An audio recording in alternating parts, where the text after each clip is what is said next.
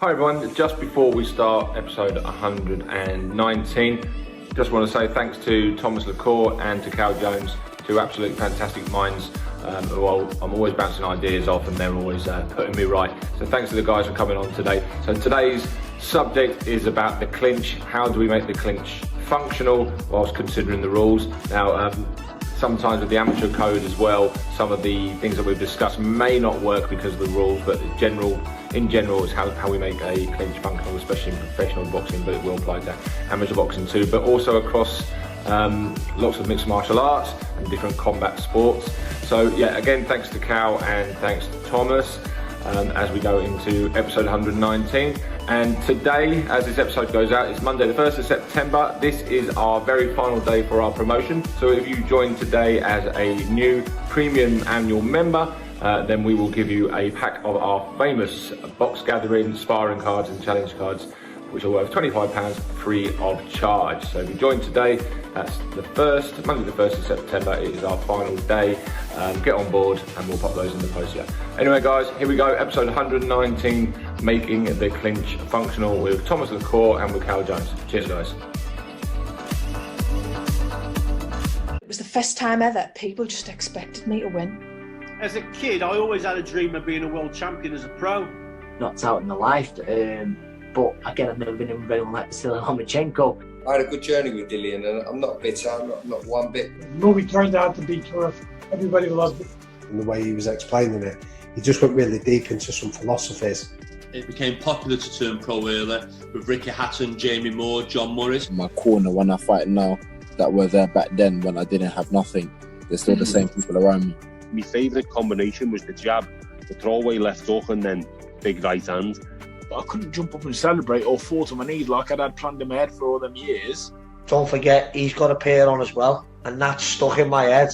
So we had won a quarter of the medals that the whole country had won for the history of Olympic Games. The optimal time to teach something again is right when they're about to forget it. And at that point, we thought Roy's going to freeze here. We're going to be out of here in 10 minutes. People are going to be throwing ashtrays at us. And Roy just went into a speech. He went into this whole thing. He started throwing punches. This is the Box Gathering Podcast. I'm going to talk about like clinching and infighting in general. So I'm not too familiar with boxing, like amateur boxing rules.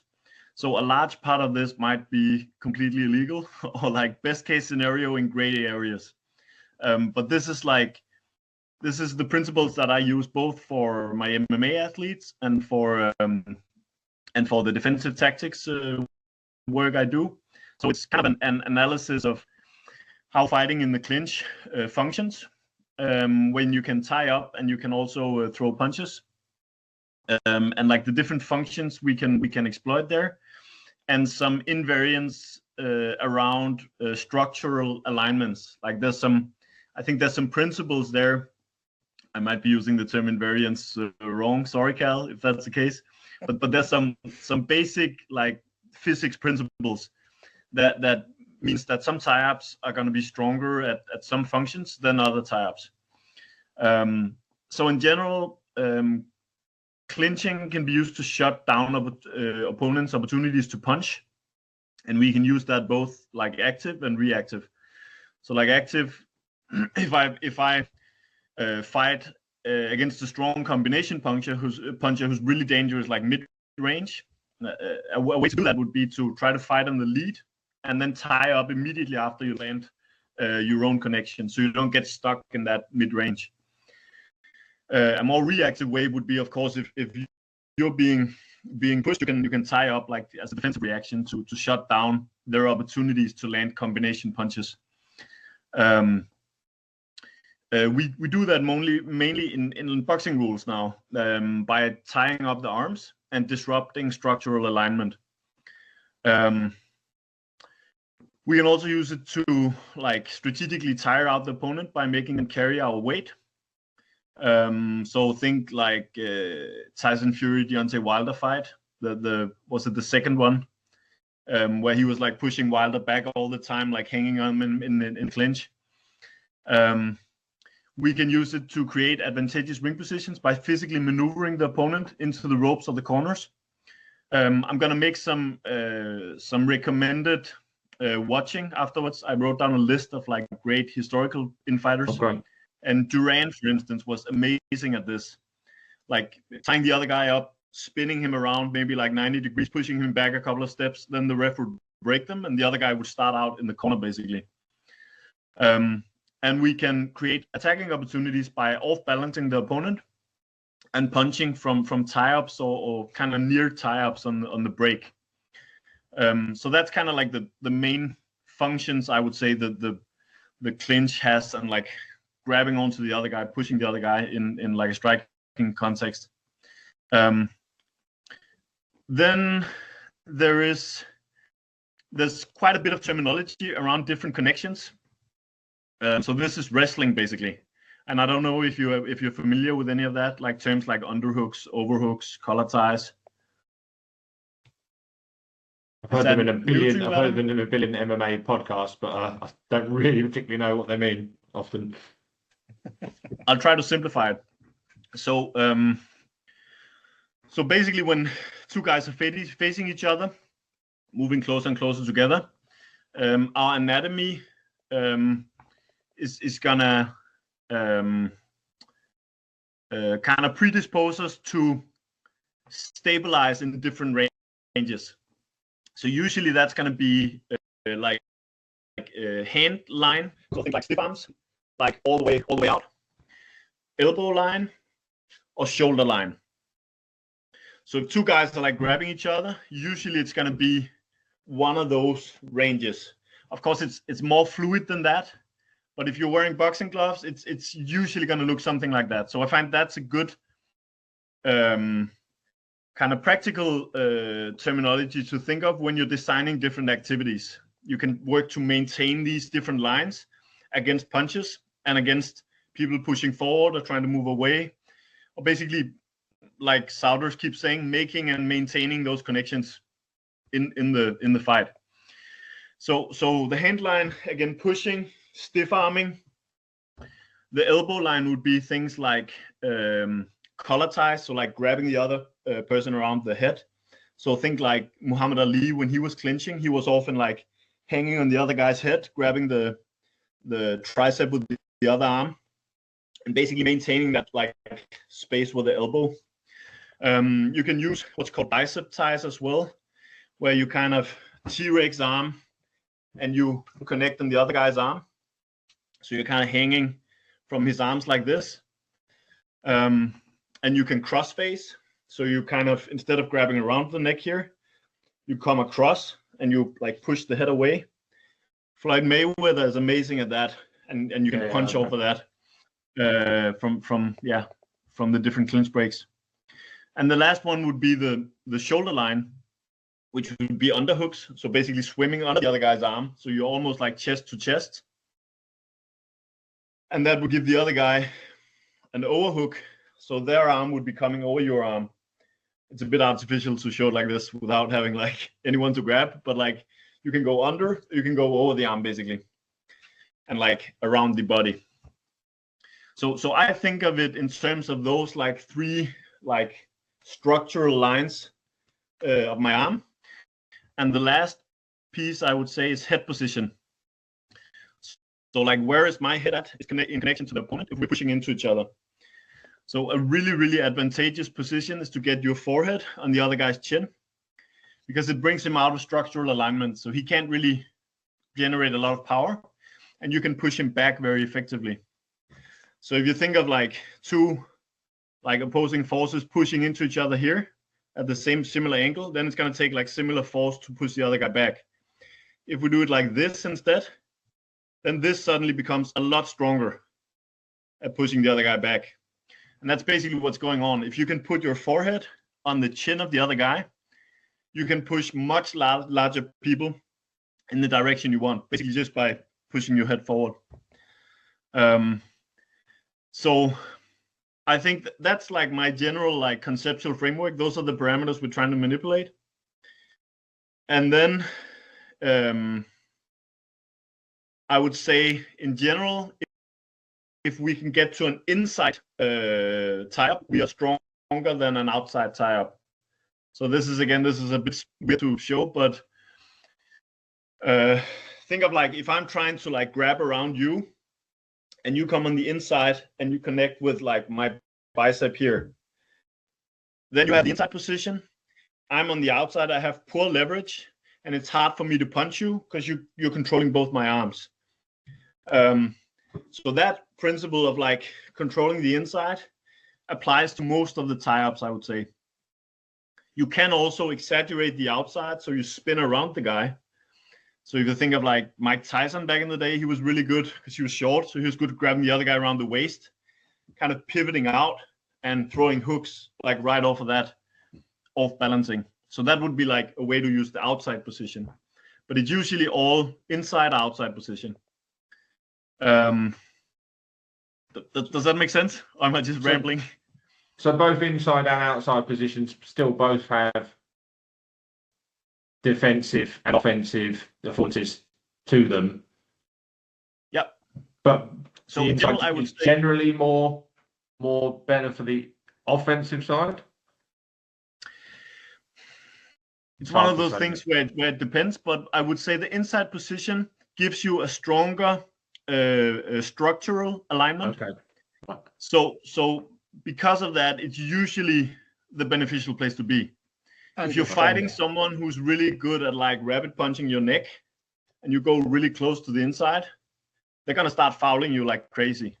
Or if you're fighting someone who's very, very tall and who's good at like pushing you down, then it might be problematic.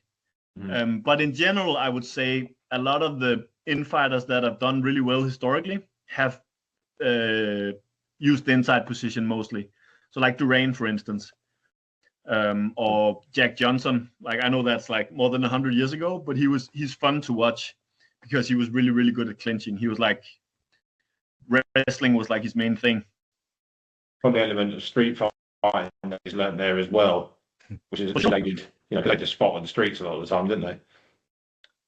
Oh yeah, for sure. There's a trade-off as well, by the way, from inside and outside position. Inside position, we reduce our mobility. Outside position, we increase our mobility. So if somebody has inside ties on me, I can step off a lot more easily. If I want to do the Tyson, step off and hook the poor son of a in the face, it's a lot easier if you have an outside tie. If you're inside tie, it's a lot easier to maneuver your opponent.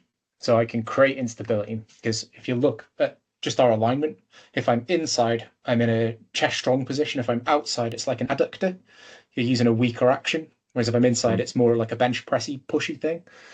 So I can change my foot orientation to just bench press them in the direction I want, or like high pull, drag them in.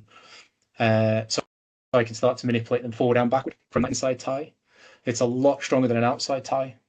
Just, I think, morphologically, that sounds like a word. We're stronger elbows in than elbows out. Okay, so if I'm here, I have a bit more mobility and ability to strike it, if I'm hearing you right. But if I'm here, I'm a stronger base, and so it's a bit more like I can generate more force through the kinetic chain. Yeah, move you because I'm stable. I'd say that it's not that you've got more ability to strike outside, you've got more ability to step off and strike. So to disengage from a clinch and land shots. If I'm in like an inside tie and I've got a collar tie on you and I'm making you bear my weight, this is just uppercut city, isn't it? And if I can get offset, I've got my chin in, I have a collar tie, I've got an inside bicep, and I can get your head low enough that I can stack onto it. At this point, uppercuts are just going to rain fury on them. Whereas we have the inverse. If I'm the outside player, so if somebody has like double biceps on me, and I'm outside that line, for me to step off is a lot easier. They're not able to stop that outside step, so we can constrain that. Whereas if my arms are outside you and you try to step sideways, my arms follow you. They keep you within the box, right? Yeah. Would you say, if I was to look into this, so a good place to actually start is about, as you say, Thomas, like structural alignment? I would start looking at fighters that were really, really effective from there. I think that's the best place to start, and try to understand like what's making them effective. Hmm. So like I like to watch a lot of the really old school boxers because the rules were a lot more lenient back then with regards to clinching. So I think some of them were really, really good at clinching. There's also some modern guys that are like Floyd Mayweather is, I would say, amazing at infighting. He doesn't do it very much, but he's masterful at controlling that. His fight with Ricky Hatton is fun to watch from that perspective.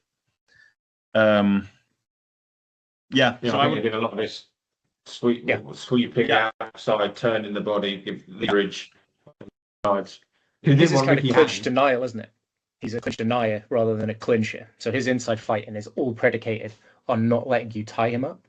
So this crossface connection that we can use to drag our partner and step off at the same time, we're basically 2-on-1ing, aren't we? We've got all of our weapons on one side and I'm creating an angle to then land shots off that. But that was all literally creating frames. So when Hatton tried to come close, there was a frame preventing it, and then he could step off and cut the angle and throw shots behind it. There's also been some of his fights where he's been really good at actually closing the clinch himself, like using that, like popping guys with like one hard shot, immediately clinching. And then when they try to clinch back, then he starts denying the clinch and punching them on the break. So just basically being able to like navigate that space is like so useful, I would say. My lot don't know how to do it. And all I've said, basically, the sort of extent to my advice has been, look, you either sit on, you kind of usually got three options. You either sit on the ropes and get hit, you move your feet and get out of there. But a lot of the time, even when you are against the ropes and you're moving your feet, you're still there to be hit. You know, they're going to come in with this and they're going to come in with that. Or you step in and take their space away. They don't want to come in and give the hug, you know, the smelly granddad sort of thing. You know, they don't want to come in with that. I've not set these scenarios in when they do it, so I'm just kind of like almost throwing the advice at them in an open sparring, you know, or stop. What could we do here? I've not been nearly skillful, or probably because I don't feel like I've got the knowledge around it to be comfortable with it.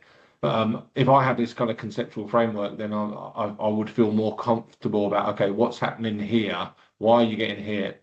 Okay, with this space between you, when would it be a good opportunity to actually negate this space, stop this space? But then when that space is gone, what's next? You know, what's next? So I suppose it's like slices of a game type approach, isn't it? How do I slice up that game and create games that would help them identify those affordances, etc. Yeah, sounds a bit more like a judo session, I suppose.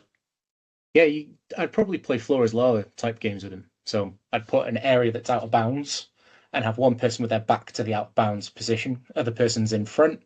If I can throw shots and you run away and step out of bounds, I win. Your job as the person with your back to the out of bounds zone is to clinch and try and reverse the position. So if you can get me to step into the lava, you win. But if I can get you into the lava, I win. So essentially, you're creating the affordance structure for this player to understand the utilization of clinching to deny people those looping shots. I can't just circle because you'll just hook me in the head. So I need to engage and utilize these off-balancing moments to actually break a balance, destroy his structural alignment, and reverse the position. So yeah, I'd play a bunch of that, have a hard boundary behind them. It might even be the ropes, put them literally in a corner and say, if you touch the corner, you lose. Like, I can't touch the ropes, but I have to reverse the position so that my opponent has their back to the ropes.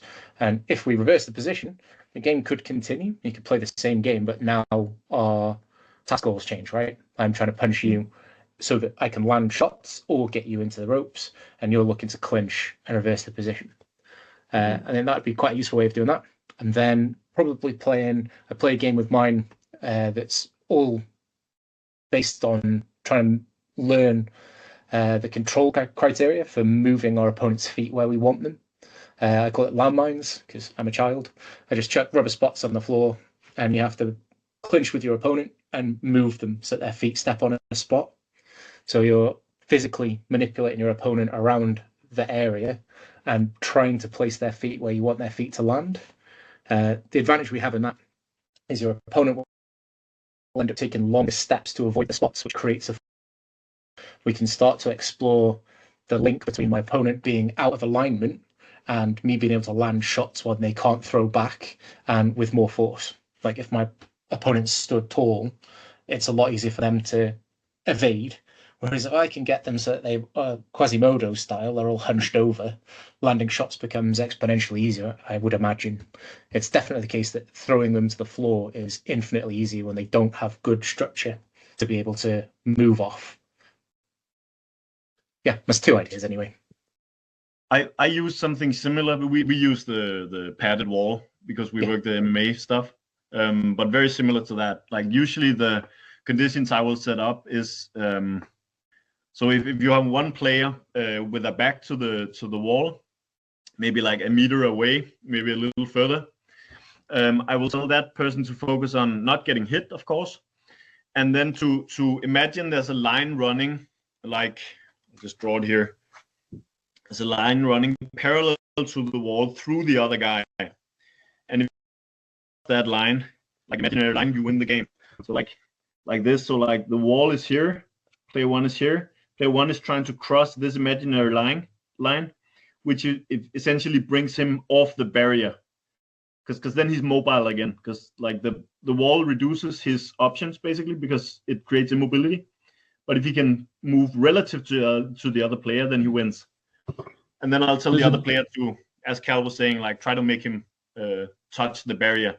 And we'll usually start that from different connections. So maybe like start from the elbow line or start from like an underhook or an overhook, exploring all the different kind of tie-ups.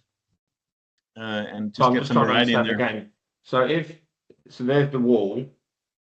Probably there better for you. There's the wall. The guy's trying to push the guy back against the wall, reduce his space. But obviously that guy's trying to come round and negate not getting pushed back. So he's got to try and push him against the wall and sort of try. But so basically it's a bit like Space Invaders but from two sides. They're not getting Space Invaders. They're trying to push and get you closer to here, but they're trying to do the same. Yeah, well, I would say you're more like trying to teach people to circle away from the force. Of course, some guys are going to be strong enough that they can just push back. But like what I want my guys to do is to circle around. So they're basically bringing the other player closer to the barrier, because that would be the most beneficial, like strategical behavior, I would say. Yeah. The problem, strong guys are going to be able to just like push straight back. I would set it up so it's like the point here again. So it's like one barrier here. Yeah. And player one starts here. Player two starts here. If player one crosses this, player one wins the game.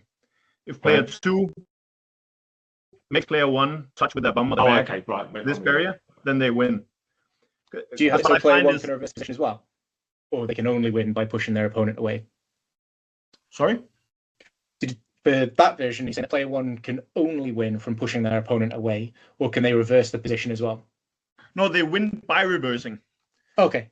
That's what I'm talking about with this. Like, so they have to, like, they're not pushing the other guy back. They have to move themselves across this invisible barrier. So like this dotted line is trying to illustrate like a line that's running, that's moving along with this person. So if this person is like further down here, then the line is there. Because the tactical problem that arises from being against the barrier is relative to the other person's position. That's what I want them to focus on, basically. Yeah, and you're getting good resistance. You're getting that sort of fidelity because the resistance from the other guy is not letting you pass. Yeah, he's there stepping across here. I look like one of the Muppets like this, and sort of going along the wall. so he's also practicing how to cut someone off. Yes. If he was fighting a really good outfighter, that would be very beneficial. Nice. Yeah. Yeah, I was just confused why there was a fried egg fighting half an avocado in your picture. That was just throwing me down. It's very healthy, mate. It's very healthy. The protein based, so you're getting the kind of nutritional, holistic approach.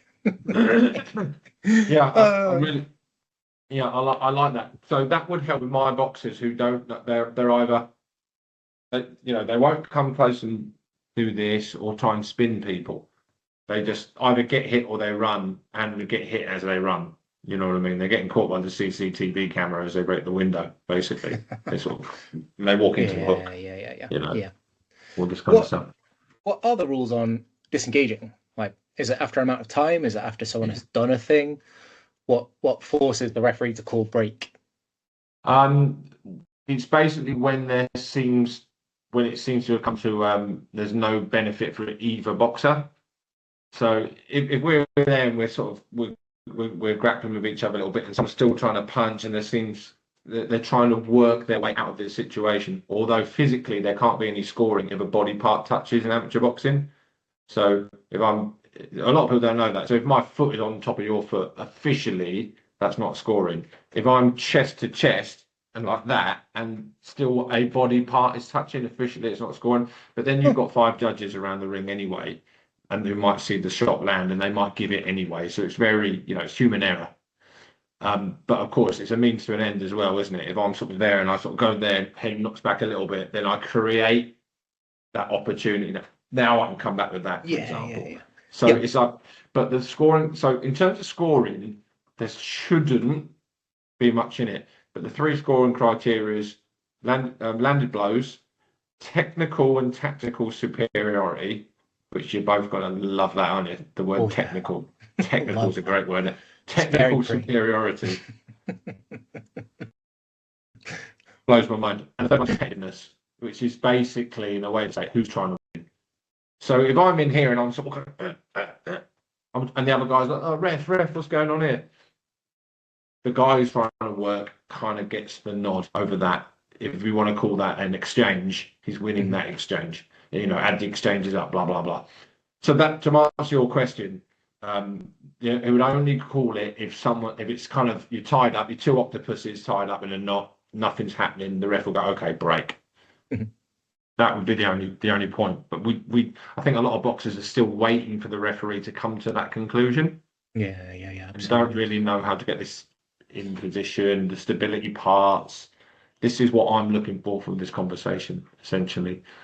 How do I coach my boxers? How do I create scenarios for them to explore this? But I can't create those scenarios unless I've kind of got the conceptual part about alignment, balance, structure myself. Yeah. How important is it to be able to work from a tie-up? There's so many amateur rounds because we have 10-9, 10-8, 10-7, but like the pros. So many amateur rounds are 10-9, which is close round. It basically means close round. Red maybe shaved it. So often we're landing similar amount of blows. So it does go then to this criteria of technical, tactical, and competitiveness. So actually it offers a lot more sway. So I know a lot, and I speak to the judges and they say, well, he was trying to win. He was trying to get his hands free. He was trying to work on the inside. He was being more dominant in his behavior. So it does sway, and they'll go, okay, I'll give it to red. So having that little bit in the inside just ticks these other 2 boxes when it's tight. I mean, obviously, if Cow hits me 10 times and I hit him 5, Cow's going to win the round. But even if Cow hits me 10 times and I hit him 8 times, but I'm kind of working, it can still sway in my way. That's how ambiguous and subjective the scoring criteria is. But I kind of like it in a way because it makes boxing also a fight. I don't think it should just be this perfect contest. I still think it should be a fight and a bit of both. Yeah. You know what I mean? But the purist and the fact it's still a fight. You can't tickle my nose and run for 3 minutes and expect to have won a fight. I don't believe that either, So that's kind of what, So to answer that question, the ref would basically step in when there is no progress or benefit to either side of that. So I suppose it's trying to find that benefit early on to win that exchange, even in those mid to short ranges. So I think if you want to have fighters that are really good at disengaging from the clinch and exploiting those affordances on the break, you need good clinches in your gym as well. for them to work against. So I think it kind of goes like both ways. Like you need to train people to tie up really well, and that's automatically going to teach them what they need to know to not get tied up. Because there's the A-B, boxer A, boxer B kind of thing. Boxer A, your job is to just be messy, jab and hold. What I do a lot is kind of this endpoint idea. So a lot of the police officers I train, one of the major tactics there is if they get attacked and then they don't expect it, they need to just cover up and like crash into the person attacking them, like close that space immediately, so they don't get overwhelmed with combination punching. So we do a lot of work with crashing into clinch, basically. And what I find is that the most effective way of teaching that is to start at the clinch connection you want and then work back from there. So I'll often do games at the elbow line, working with bicep ties. So basically you can do a bicep tie like up like this, or you can do it down like this. So like if you're tied around my arm here, I can kind of swim to the inside. So it's kind of this weird reverse position. And if I continue that, I'm going to go over under your arm. So like this weird like swimming stroke. Yeah, I can see that. So you kind of end up hanging out in this elbow, like very unstable tie-ups. But if you get good at controlling those, they're going to give you access to the body very easily because you're on the inside. You can grab the head, you can grab the body. And the cool thing is if you get good at controlling those, they're going to negate the other person's connections. So if you look at a lot of the really effective boxing infighters, they work from there, from that range, like Roberto Duran, like Jack Johnson, even though it's very old. A lot of those guys, Rocky Marciano, were excellent at getting to those like elbow line connections and then basically breaking off from there with punches because there's enough space that you can start punching. So I often use that as like a key position, even though it's very unstable and it doesn't look like it's not a place you hang around for a lot of time in a fight. But I'll basically tell guys, like, I want you on the elbow line here. Try to keep your head closed. Watch out for headbutts. And the other person gets the job of just trying to land punches from there. So one person is just punching. The other guy's just trying to work the head position and control those arms at the elbow line, maintaining the inside space, basically. And then from there, I'll give them additional tasks of maybe going to a body lock, so like going under the arms, or maybe trying to break the connection so they move themselves to the side in a position where they can land a hook to the chest, or like start looking for different actions from there. But I found that very, very useful. And it also, if they get comfortable there, it removes a lot of the danger of headbutts because they kind of know where to position your head. Then you can move them out and you can tell them one guy's punching, the other guy's trying to close space and get to a tie-up. Whereas if you do it like a more linear, like we start from out here, now I need you to close in, a lot of people will clash their heads, or they will be afraid to clash their heads. So they're kind of hesitant to make that like collision, basically. That's been my experience. Okay. So I'll talk about entrance. I mean, it's a very simple model: entrance, execution, and exit. So that would change slightly. So how you enter into this, how you, with the execution, then become more like a negation, I suppose. Or well, it's not negation, is it? Because you still got to negate them and create affordances for yourself. And then once you have that, then your exit, I can change the wording to exit to be another kind of affordance to strike and score. Because yes, I'm in here, right, great, now I've controlled their body, their alignment, balance, now I shift, all this kind of stuff. So I was almost thinking of like a boxing simplified model, which still keeps all those, all the information relative, but it's something that I can use with boxing without breaking the rules with the holding stuff. You know what I mean? I'm sort of thinking how do I take this to the gym floor as a model? I'm a very much model guy. I need an acronym, lads. Throw a bloody acronym at me. Give me a mnemonic for Christ's sake. Well, I would say you're you're still exiting the exchange. Yeah. Because you're trying to get away from that, like 50-50, like just exchange of punches. You're just doing it by like closing up the space and tying up instead of moving sideways or backwards. Yeah, I guess the interesting thing is the utility of a clinch, right? It's why we do it. One is exactly as Thomas has said, it's shutting down ranges so we can't get landed on in mid-range. We can get in close if your opponent's really good there. The main utility, I think, from my understanding, not a boxer, is we can really manipulate our opponent into less favorable positions in the ring. So I can tie you up against ropes. I can put you back into awful positions. That is very advantageous for me as the person clinching. The other is I can destroy your structural alignment, which I can't emphasize enough, leads to so many affordances for us and reduces their capacity to strike.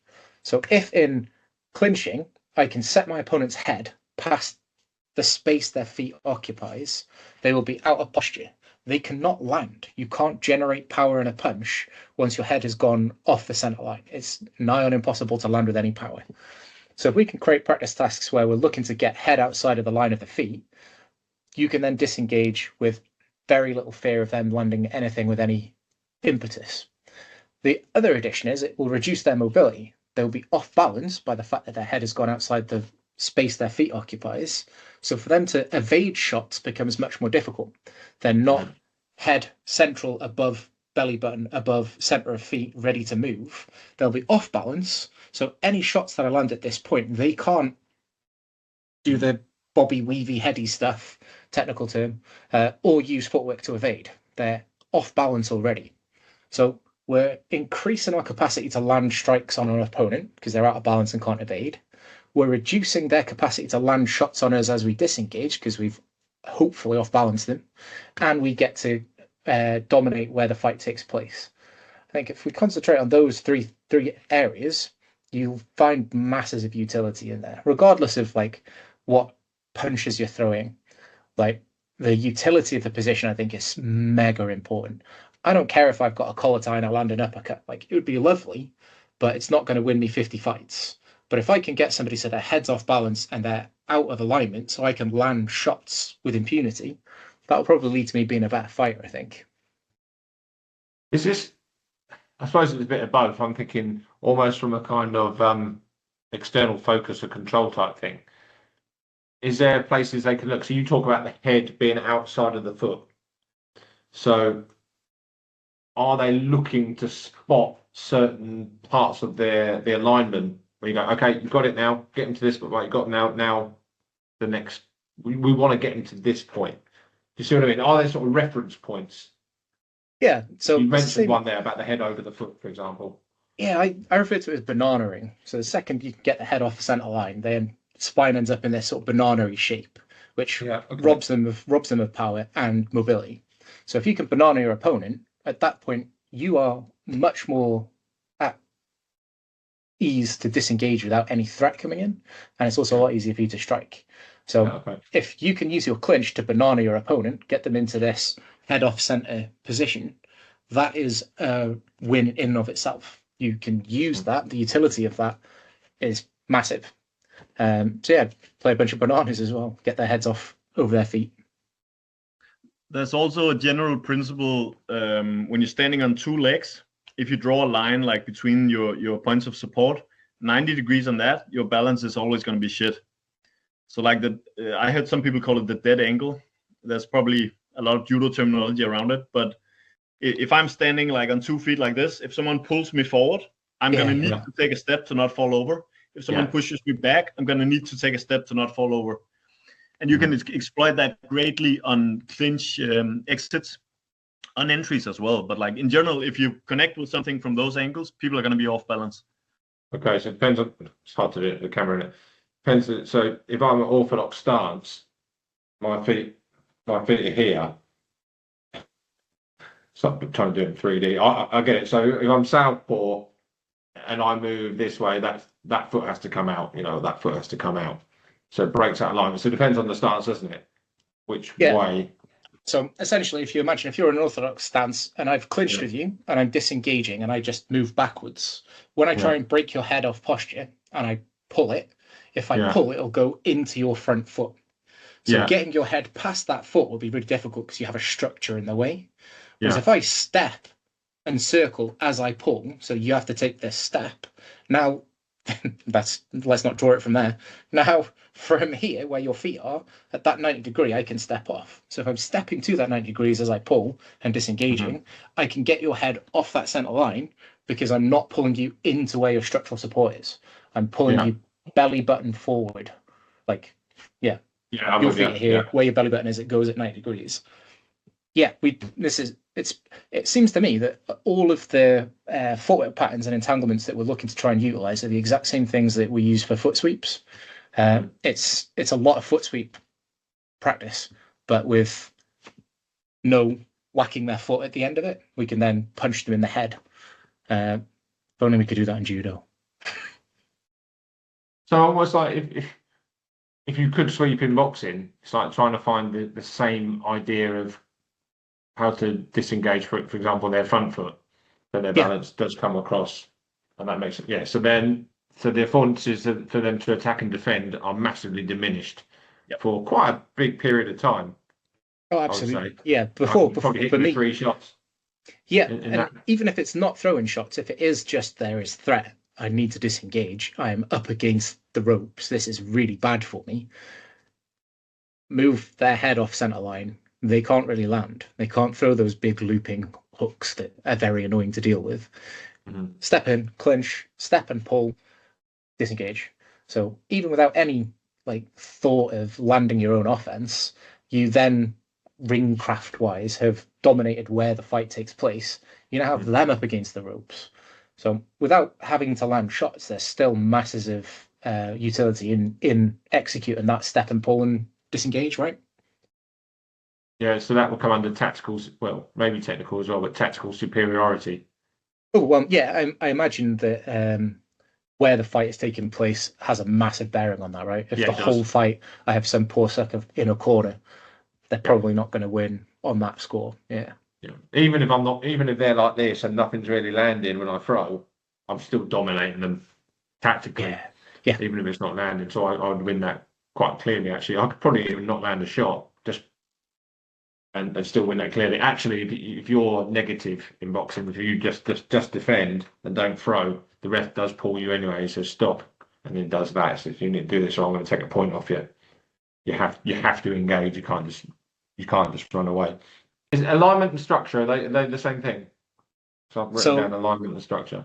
Alignment is what my spine is. So if it's straight and upright, that is my alignment.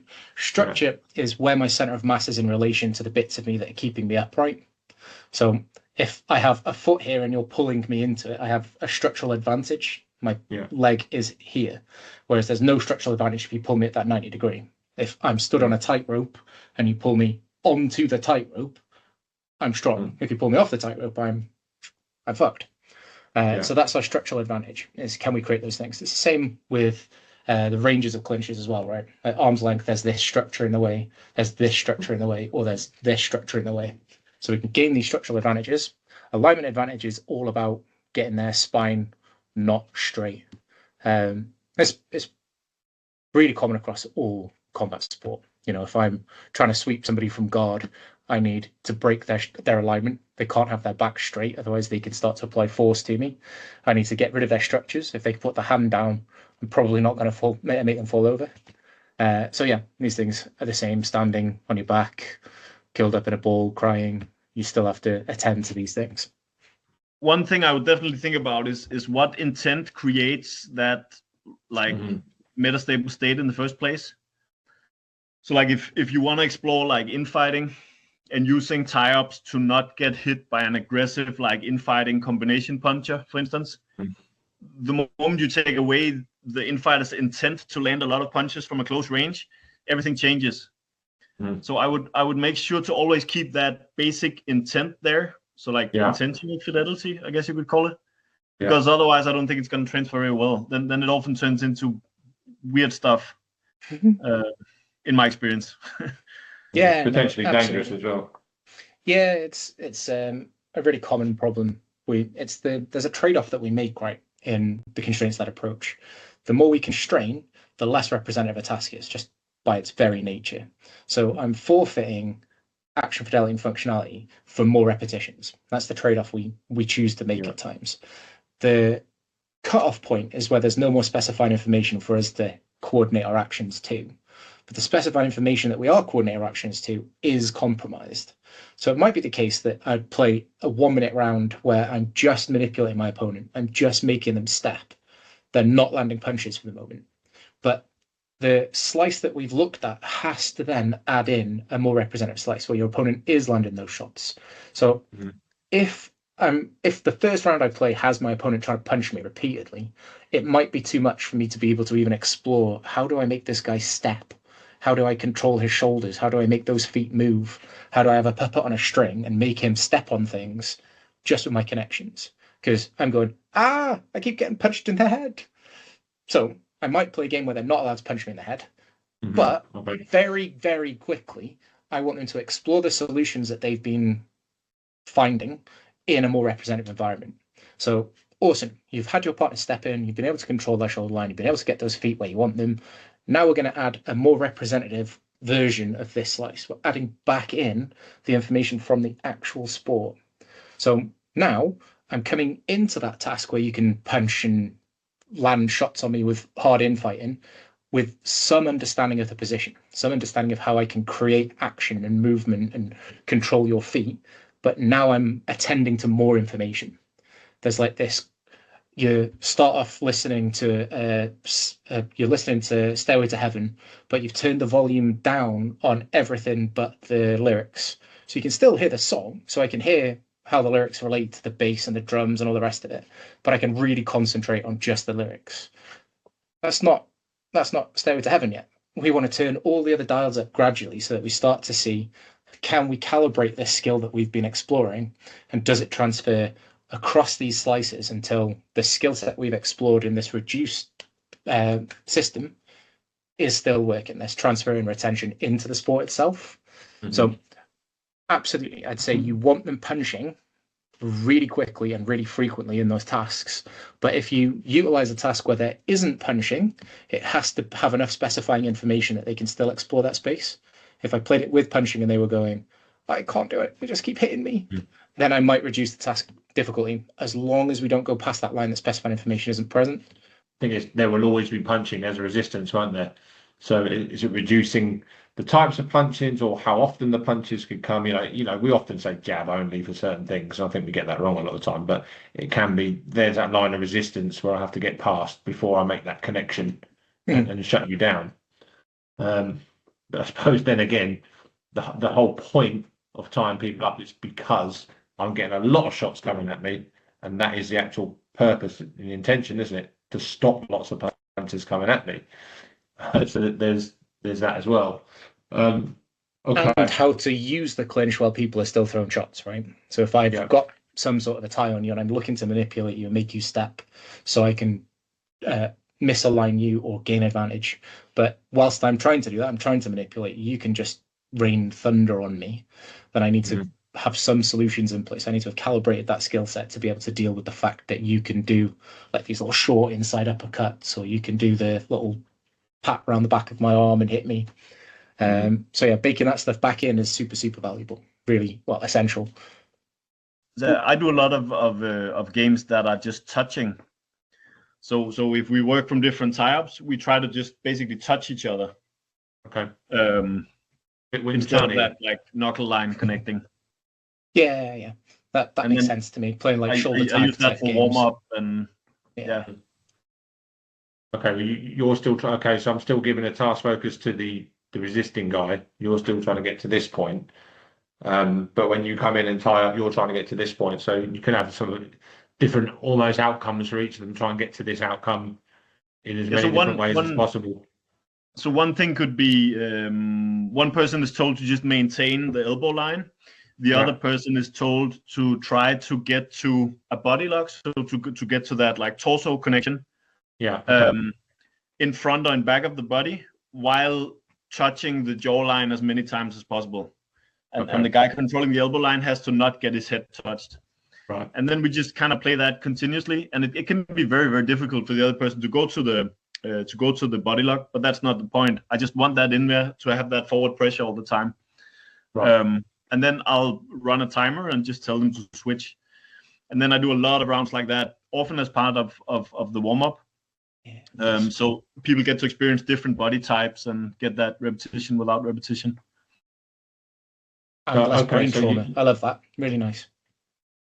So it's the uncompliant stuff, isn't it? It's, both of them have got two different task goals, which actually offset each other. So the whole uncompliant. I'm also thinking about the whole, you keep your little brother at bay and he's trying to swing punches at you, and you've got your hand on their forehead.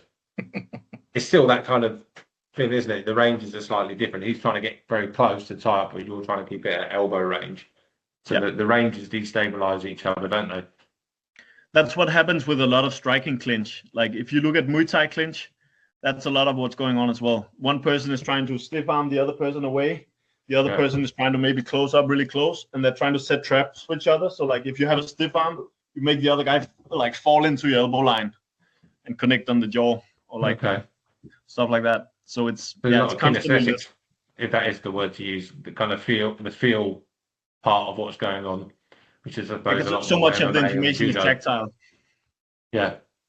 But you can only, that's experiential, isn't it? I think it comes from a lot of play, and you can only get that from there. Yeah, I mean, it's a bit like things like feinting and deception. It can't be it can't be really an explicit conversation.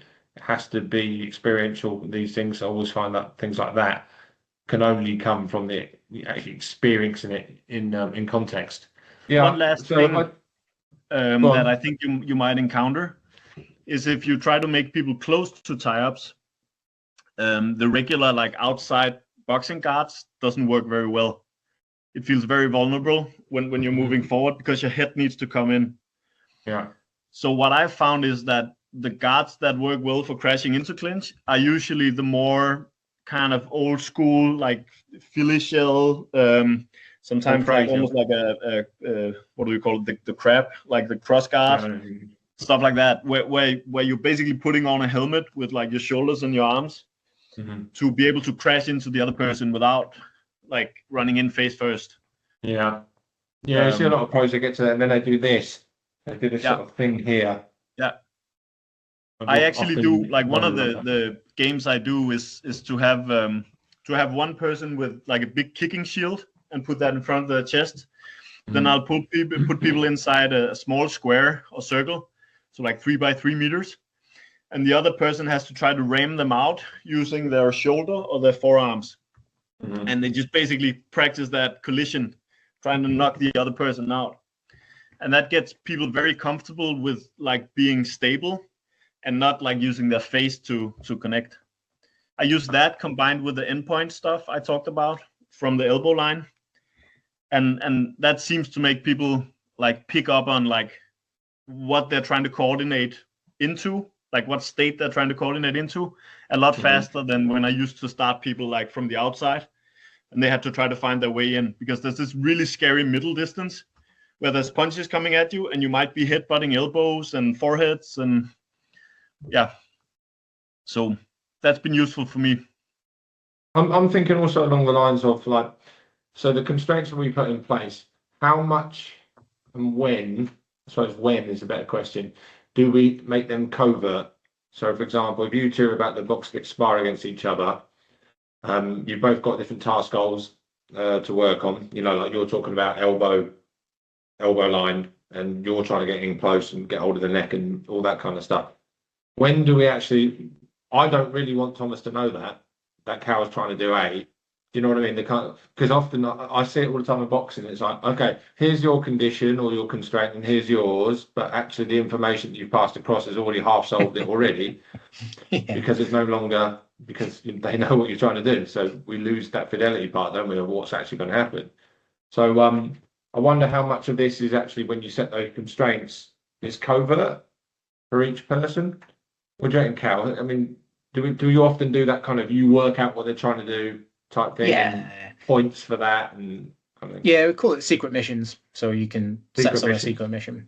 But you can kind of negate it a bit with point systems as well. So you can still score for other things, So they've got more than one task goal, but the main task goal gets them a bottle of whiskey and a date with Ana Damas. If you can get into the collar tie, you get the big prize, but any other clinch you can establish is worth a point. So you're still rewarding behaviors, but there's a total complete end goal that we're looking for. That's a really useful way of keeping fidelity. They're not just doing one thing. They're not just spamming X on their PlayStation. They're still doing stuff, but their intention and attention is drawn towards a specific goal outcome. So that can really, really help. But yeah, secret missions is useful as well. The only problem with it being a single defined thing they are trying to do is their behaviors can be compromised for it. Like, if the only thing I'm trying to do is get into a clinch, I'm not actually coupling my action to the information from the environment. I'm just forcing a clinch. I'm not looking for when the right time is, how I can create opportunities to get to those positions, how nested affordances work, how me landing shots to your body might bring your hands down, which gains access to your neck. I might just go in with my brain turned off and go, wow, I must get the thing.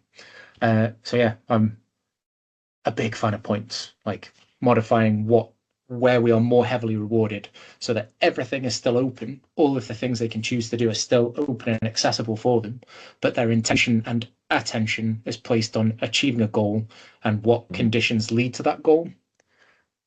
Yeah, I was actually having this conversation with Danny Hatcher a while ago, and he was, I think I commented, was it your post I commented on, Cal? Can't remember. I think so, yeah. Yeah, around this. And I mean, this is a mistake I've been making. It was like, you're almost forcing the intention and attention to be on one sole outcome, whereas actually you're missing out the affordance landscape of you could have done this and you could have done this. Yeah. So actually it's not that functional really, because you've actually took away all these other affordances to act. So yeah, I'm almost thinking, how did the clinches part come into that affordance landscape? For us, it's not there. It's not there. The outcome is purely move your feet and start punching again, not deny them their balance, compromise their spine alignment, their structures, and things like that. So yeah. Okay. So as long as the secret mission, the covert mission, isn't purely you must take the bridge, and that's it, the River Kwai. There's other elements there to get there. So, but it might still be that I call that 5 points, 3 points, but the other ones are still points, and they can still win the game. Yeah. We were talking about it, weren't we, Thomas? We were talking about the other day. And I'd made the distinction between a hard affordance and a soft affordance, right? So, or a hard constraint and a soft constraint, in that putting a physical barrier in a room is a hard constraint. I have to physically move in relation to a wall being behind me. That is directly changing and altering my behaviors. A soft constraint can be so much looser. So something like points is a really, really soft constraint. You're dancing with velvet shoes on, right? I can basically plug back in a version of sparring with a point system that weights certain outcomes. And all it ends up doing is highlighting the affordances that we want them to explore. So if you just played normal boxing, but said any clinch you manage to get scores you 50 points, any punch you land scores you 1, but if you can get into a body lock, you win instantly. Well, I could play that game, and I'm going to explore the living shit out of clinches and trying to get to body lock, right?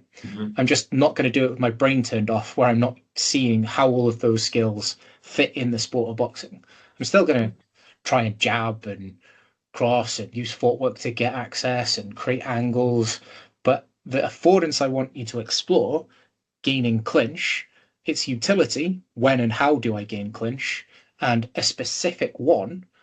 Clinches are great. This is the clinch that we want to see all of the utility of today. Just a point system changed everything. And I'm giving points with an end goal of scoring more points than your opponent. Yes, I mean, the points don't mean anything to the kids. Oh, well done, you won. All right, buzzing. Great. Yeah, I think stuff like more of a psychological sort of loading on that is like, okay, if you lose, you're hoovering the gym afterwards. Yeah, you can create consequences, which is super useful, especially for guys that compete. Adding that pressure on is something that can start to replicate the sheer terror of stepping out in front of people watching you do things. It's a useful like needle to prod people with. But I've found with kids, points is probably enough a lot of the time because they like winning. With adults, just an open and frank discussion solves the problem. If you say, I appreciate we have a father of 3 who's an accountant with a mortgage. He doesn't give a shit about getting more points than his partner in a game in training. He's not gonna go home and say to his wife, "Oh, guess what? I got more points." But if we enter into a make-believe world where we pretend that points mean something to us, it'll start to shape your behaviours and you'll get better. What I don't want is you driving on the motorway for 30 years with your brain off doing this. You're not going to be a Formula One driver. What I want is for you to brake late into corners and figure out at what point you should be accelerating and how you can change the angle of your rear end. I'm not a good driver either. I want you to explore the skill set so we can add skills rather than just doing the shit you always do. Pretending to care about points is a really good way of manipulating behaviors. And I've never had an adult that goes, that doesn't make sense. I'm not going to do that. They pretend to care about the game. But it works. Yeah, we did. So it was something that sort of popped into my head about what we're doing. We had 4 sparring the other day. So you had a boxing ring and then 2, split the ring in half. 2 there and 2 there, basically, and they're sparring. And I was thinking about this because I've always done the kind of, if you get to this outcome, you win the point, you win. But I forgot more about you missing the affordances of other ways to score, the repetition about repetition, different ways to get there. But if you did win, and there was more weight on a certain punch or target, then you go into the final, and the other 2 go into the 3rd and 4th playoff. You see what I mean? Yeah. And then it's like, well, so you've got a point now because you're champion. You came second. You don't get no points. That kind of thing. And actually, it was like a mini tournament. Nice. They really wanted to win, and it's like, well, you've got 1 championship point, and you ain't got any at the moment. And it was like, they're seniors, so they kind of got it, but it was also like, look, you've got no points. You're out of this championships. You're down. I'm not going to dress it up for you. You're losing. What are you going to do? What are you going to? So that, but it was purely the opening for me because we had this conversation, didn't we, Thomas, with the other guys, with Till and all the others about, you still got to give points for other things, even if they're solving the problem still, but it's just not the way that we're trying to. It's not just the method that we're trying to use, but the methods are still open. The affordance landscape is still there for them. That was a big wake-up call for me, and something that I've been doing wrong quite a lot recently. So yeah, that was quite an interesting one. So okay, so I can almost use that framework I mentioned about the final, semi-final thing, but with the intent about the holding, the alignment, etc. And I think about how I can use those games, but then the winner then goes into that kind of semi-final, final type approach as well. So I've always been a fan of the point scoring, and I do think it's a massive constraint because anything is still a constraint. It's information, isn't it? It's information. It changes behaviour. So I don't believe it's not a constraint. Anything is, but it's the most common constraint in all of sport. Points as a task goal. Chaps, thanks very much. I really appreciate it. If I could touch base with you again very soon about this, because I've got on my notes and I just have to have. I'll go away and try some things and then bounce it off you if I could. Yeah, for sure, man. You. Yeah, absolutely, of course. Nice catching up. Nice to see you both. Yeah, good to see you again, Cal. Cheers, Thomas. I'll speak to you soon. Yeah. Bye, guys. Take care. Cheers, boys. See you later. If you enjoyed today's episode, then head on over to theboxgathering.com. We have a wide range of resources for coaches, boxers, and boxing parents to support you and your club on the road to success. As a member of the Box Gathering, you'll find online courses that enhance your knowledge and expertise, videos and articles covering the most important topics to do with boxing development, and shareable resources to support your club's development. Join a community that includes some of the best coaches and coach educators at theboxgathering.com. The Box Gathering. Connect, share, grow.